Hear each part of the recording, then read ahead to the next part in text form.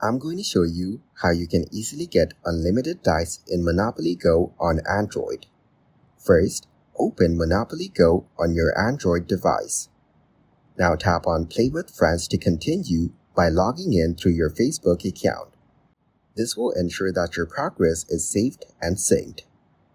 Once you're in the game, make sure to claim any free dice or rewards that might be available for you, such as from daily login bonuses or special events. You can often find these rewards at the top of the main screen. Next, open Google Chrome and search for free Monopoly Go dice links. There are several websites that regularly provide dice links as part of giveaways or promotions. Now tap on one of these links.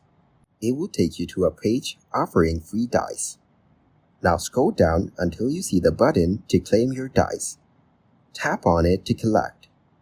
Repeat the process by visiting multiple websites or links to gather as many free dice as possible. Keep in mind that these links are updated frequently, so you can check back regularly to claim more free dice.